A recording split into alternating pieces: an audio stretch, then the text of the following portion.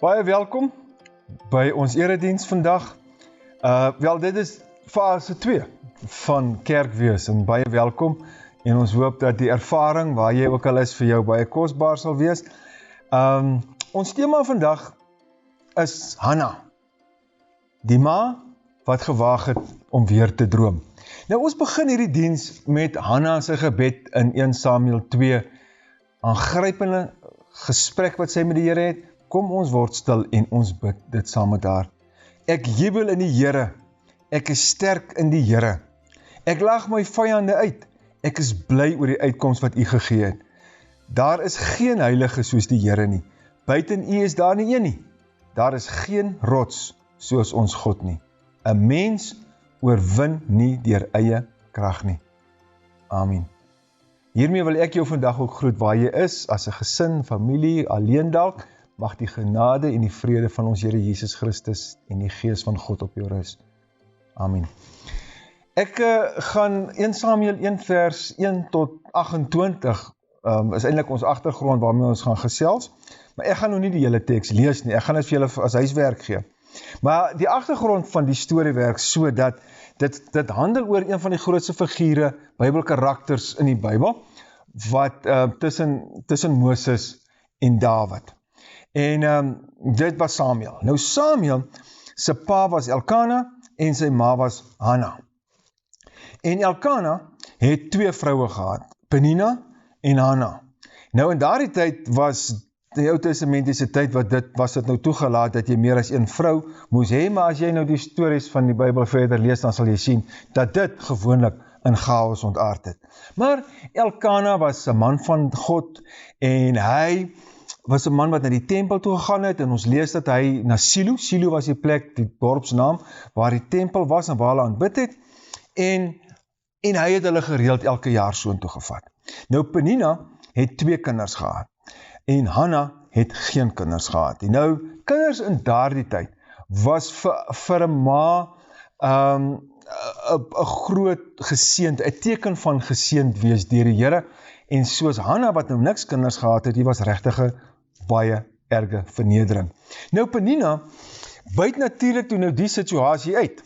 En sy het vir Hanna gespot en op 'n manier het hulle toe nou half teestanders van mekaar seker geword. Penina was, in vandag se terme, eintlik 'n boelie gewees. En sy is baie lelik met Hanna en spot haar. Nou sover ons kan lees in die storie het Hanna nooit terugbeklei nie. Dit gaan met haar geestelik, emosioneel sleg, maar wat doen sy? Sy gaan reguit na die Here toe. En ek wil vir julle lees daarvan af vers 7 in hoofstuk 1. So het dit jaar vir jaar gegaan. Elke keer as Hanna in die huis van die Here gaan offer het Penina haar gespot, sodat sy gehuil het en nie wou eet nie. Dan sê haar man Elkana vir haar, Hanna, waarom huil jy? Waarom eet jy nie? En waarom is jy hartseer? Is ek nie vir jou meer werd as 10 seuns nie? Op 'n keer na die offermaaltyd in Silo het Hanna opgestaan, terwyl die priester Eli op sy stoel langs die deurkusyn van die tempel van die Here gesit het. Sy was bitter hartseer, en terwyl sy tot die Here gebid het sy onbedaarlik gehuil. Sy het 'n gelofte afgelê en gesê, Here Almagtige, as U tog op my ellende wou let en aan my U dienares wou dink, en my nie vergeet nie, en aan my 'n seun gee, sal ek hom sy lewe lank aan U gee, en as teken daarvan sal sy hare nie afgesny word nie. Sy het lank tot die Here gebid, en Eli het stip na haar mond bly kyk. Hanna het in haar gedagte gepraat, net haar lippe het geroer. Eli kon nie haar stem hoor nie, en daarom het hy gedink, sy is dronk. Nou julle kan die storie eintlik gaan verder lees, maar ek wil graag 2 dinge oor hierdie vrou sê. Hanna, die eerste ding is, Hanna se drome lê aan skerwe. Nou Hanna het met Elkana getrou met die hoop dat sy ook kinders sou hê. En dit sou vir haar 'n teken van geseëndheid wees. En na jaar, is dit vir haar baie besonders. Hulle gaan as familie na die tempel toe. Maar die dinge werk nie soos sy gedink het nie. En hoeveel van ons ken dit nie?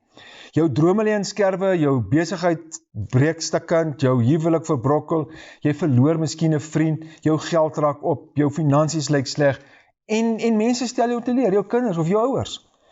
En dit voel gewoon net baie keer asof dinge vir ons nie regtig wil uitwerk nie.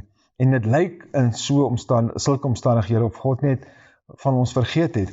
Nou as Hanna se drome in skerwe lê, wat doen sy? Wat ons lees is, sy gaan na God toe, in gebed, sy praat met hom. Want gebed is mos op sy ernstigste, eintlik as ons krisis op sy grootste is. Dit is vol pyn, en ons is stikkend, dit is uitsigloos, ons is moedeloos, en ons gaan net na die Here toe. Nou ek wil vir julle 'n storieetjie vertel, wat ek iewers raak gelees het, van 'n skip, wat besig was om te sing, en toe dit nou baie duidelik was, dat daar geen inkomste was, het die kaptein, die bemanning by mekaar geroep en gevra, is daar enige een van julle wat weet hoe om te bid? En daar is so een ou wat sy hand opsteek en sê, nee, maar hy kan bid. Goed, sê die kaptein, gaan bid jy so lang, terwyl ons ander ons reddingsbaadjies aantrek, want ons is een kort. Nou Hanna, sy skip was besig om te sing. Maar wat sy doen is vers 12 sê, sy het lang tot die Here gebid.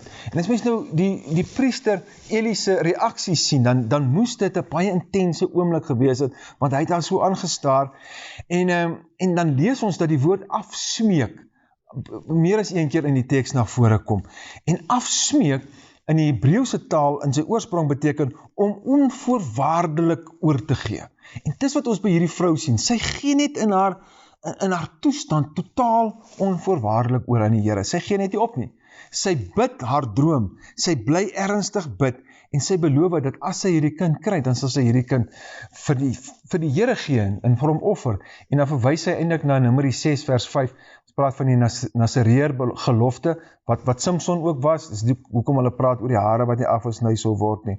Nou as die priester haar dan nou sien, Eli, dan dink hy sy's dronk, en dit moes al vir haar ook 'n baie erge vernedering gewees het, maar die woorde wat ons lees daar by vers 15 is, sy het 'n hart uitgestort voor die Here, sy was bitterlik hartseer, sy het onbedaarlik gehuil, en ons lees ook dat sy diepte neergedruk was. So julle kry die gedagte van 'n vrou wat teen die grond is, en dit wat sy so gehoop het in die lewe, gebeur net nie vir haar nie.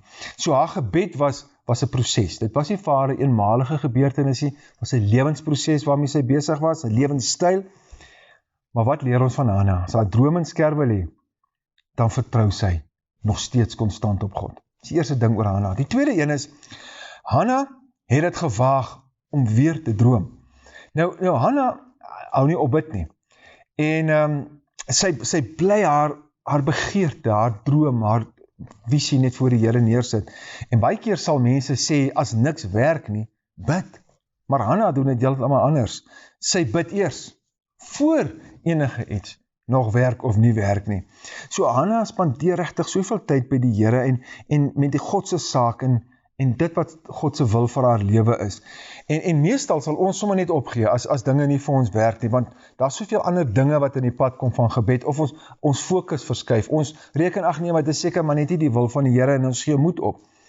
En hier ontmoet ons hierdie gebroke, vernielde vrou, wat haar hele saak, haar hele lewe na die Here toe bring. En ons lees iets van wat ons in Psalm 46 dalk raak lees, wat sê, bedaar en erken dat ek God is.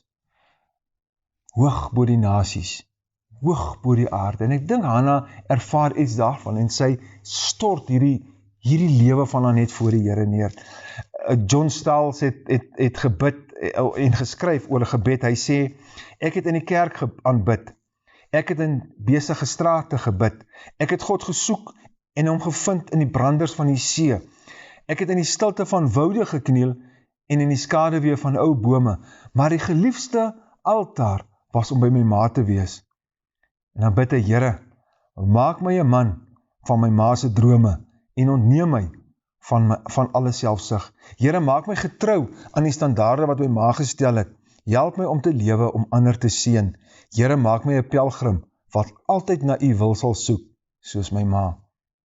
God verhoor Hanna se gebed op 'n baie wonderlike manier, en sy kry die seun, en sy noem hom Samuel, wat beteken 'n geskenk van die Here, of afgebid van die Here. En Samuel was so, wel, party mense sê 3 jaar oud, of ander sê 6 jaar oud, en dan vat Hanna vir hom terug na die tempel toe, soos wat sy dan beloof het, om daar 'n tempeldiens te doen. En die tyd wat dit plaasgevind het, wat sy vir Eli, haar seun toe nou gegee, sy herinner hom aan die gebeure, was 'n tyd van wetteloosheid. Dit was 'n tyd van morele verval, onsedelikheid. Selfs in die kerk het die priesterdom was korrup gewees. En almal het gemaak wat hulle wou, daar was anargie gewees. En Samuel se leierskap het gehelp dat die kerk en die volk van God weer begin droom het oor 'n heilige lewe en regte lewe voor God. 'n Omgewing waar daar reg en geregtigheid plaasgevind het. Nie net 'n beter toekoms nie net geseëndheid nie, maar dit was ook die voorspelling en die profesie van Jesus Christus se koms. En hier, in hierdie onstabiele, ontwrigte soort van wêreld, begin God se werk alreeds in plek val vir Jesus Christus wat die verlossing sou bring. En die geskiedenis van Israel se pad vorentoe. Nou later het die Here vir Hanna geseën met nog 3 seuns en 2 dogters. Ek wil vir julle 'n storie vertel, dit is eintlik 'n baie hartseer verhaal. Maar dis die verhaal wat plaasgevind het met die Holocaust, en daar was 'n man met die naam van Solomon Rosenberg gewees. En nou hy en sy seun, 2 seuns en sy vrou, hulle was gearresteer en hulle is na 'n konsentrasiekamp toegeneem en hulle is daar aangehou. Nou die reëls in 'n konsentrasiekamp was baie eenvoudig gewees. Solank jy kon werk, kon jy lewe. En as jy te swak geword het in die proses, dan is jy, kom ons sê dan nou maar uitgehaal. Jy is nou weggeneem na 'n sekere plek toe, waar jy nooit weer lewend uit sou kom nie. Nou, Rosenberg het gesien hoe sy eie pa en ma te swak geword het, en hoe hulle weggelei is na die dood, en hy het eintlik geweet dat sy jongste seun, sy naam is David, dat David baie swak is, van geboorte af was hy swak, en dat as iemand sou moes gaan, dan was dit sy seun David, en hy sê, hulle vertel dat elke aand as Rosenberg weer teruggekom het na die woonkwartiere waar hulle was, dan het hy sy gesinnetjie, sy gesigte gesoek tussen al die mense, en as hulle gekry het hulle by mekaar gesit en hulle mekaar vasgedruk en net die Here gedank dat hulle nog 'n dag en nog 'n keer saam met mekaar kon wees. En dan vertel die storie dat een dag toe hy teruggekom het hy die gesigte gesoek en hy kon sy gesin nie kry nie. En in sy paniek kry hy sy oudste seun Joshua, wat daar iewers in 'n hoek gesit het, en hierdie ou net geweet, hier is groot moeilikheid, en hy het gesê, Josh, moet net nie vir my vertel, dis waar nie, dis nie waar nie, waar is jou broer, en waar is jou ma, en Joshua het net daar gesit en huil, en hy was stikkend gewees, en sê, pa, dis waar, vandag was David nie sterk genoeg nie, en hulle het hom kom haal en hom weggevat. En toe vra Rosenberg, en waar is ma? Hy sê, en toe hulle vir David kom haal het, was hy so bang en hy het so gehuil, dat ma hom in die hand gevat het, en saam met hom gestap het. Nou Hanna was so 'n ma gewees. Hanna was 'n ma wat haarself prys gegee het, wat 'n kind prys gegee het, terwille van die saak van God. Sy was bereid om hierdie groot droom, wat God vir haar gegee het, net vir God se wil oor te gee. En sy gaan na hierdie tempel toe, en sy gee haar seun, omdat God se wil moet geskied met die pad vorentoe met Israel, en met ons. Die grootheid van Samuel word gesien in die grootheid van Hanna, van sy ma, groot profeet, omdat hy wonderlike ma gehad het. Hy lei Israel tot herlewing. Hy verlos hulle van die Filistyne. Hy begin weer 'n godsaanbidding binne in die land. Hy stig die fondasie van 'n koninkryk van Israel. Hy sal vir Dawid tot koning. Hanna se droom was toe nooit op die einde oor haarself nie. Dit het nie gaan oor haar selfbeeld en haar eie waan nie. Dit het gaan oor God en die herstel van Israel. Sy hou nie vas aan haar seun nie. As jy gaan lees in vers 24, dan gaan hierdie familietjie op die einde, en hulle het 'n bees, en hulle het 16 kg meel, en hulle het 'n krat wyn, hulle gaan na Eli toe. Hulle kom offer dit, saam met hulle seun, as 'n lewende gawe om te sê, ons wil die Here dien. Ons wil 'n pad met die Here stap. Wat het geword van ons drome? Wat het geword van jou drome? Wat het ons dalk verloor in die proses waar binne ons is in hierdie korrupte wêreld, iets van God se droom vir ons lewe? Dalk gaan dit nie oor onsself nie. Dalk gaan dit nie oor wat ek kan kry in hierdie ontwrigting nie, in hierdie onstuimige omgewing nie, maar wat God van ons verwag. Mag God weer vir ons in hierdie tyd wys wat sy gedagte vir ons is. Mag ons weer offer. Nie sodat ons beter leef nie, maar sodat die wêreld waar ons is 'n plek van God se wees en sy teenwoordigheid. Kom ons bid saam. Here, ek wil as U kind U opreg dien. Ek weet nie wat U plan vir my lewe is nie, maar help my om vandag weer te fokus. Leer my om te onderskei. Bemagtig my om U te dien. Ek bid, Here, dat U wil in my sigbaar sal word en dat my lewe iets sal wys van wat U in my lewe kom doen. En saam met Hanna, Here, wil ons vandag weer kom bid. Ek jubel in die Here. Ek is sterk in die Here. Ek lag my vyande uit. Ek is bly oor die uitkoms wat U gegee het. Daar is geen heilige soos die Here nie. Buiten U is daar geen een nie. Daar is geen rots soos ons God nie. En daarom sê ons, Here, dankie dat U so is. En op hierdie Moedersdag wil ons dankie sê vir elke ma. Dankie vir hulle wat vir ons 'n voorbeeld stel en opoffer. Alles wat hulle doen, vir hulle manier van vergewe, hulle manier van troos, hulle manier, Here, om altyd uit die pad uit te gaan, om die lewe vir hulle kinders beter te maak.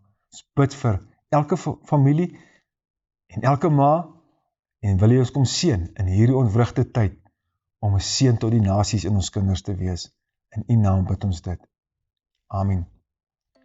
Ek wil julle vandag ook groet, omdat die Here vir ons so goed is, en omdat Hy die rots is op wie ons staan, mag die Here se genade op julle elkeen rus, in hierdie tyd waar julle is. Mag julle sy teenwoordigheid voel, en as jy vandag 'n ma is, mag jy omvou word in liefde. Dankie vir die werk wat jy doen, en die gawe wat jy het, om so 'n ma te wees. Mag ook jy geseënd wees. Amen. Baie dankie dat jy ingeskakel was by hierdie diens, en mag dit vir jou som in julle gesin, en waar jy ook al is, help verder. As jy meer wil weet, kontak vir ons, of kyk by ons Facebook, of in die deskripsie hieronder, kan jy sien waar jy dalk 'n bydrae kan lewer, en hoe ons verder gekontak kan word. Mag jy 'n geseënde dag hê. Totsiens.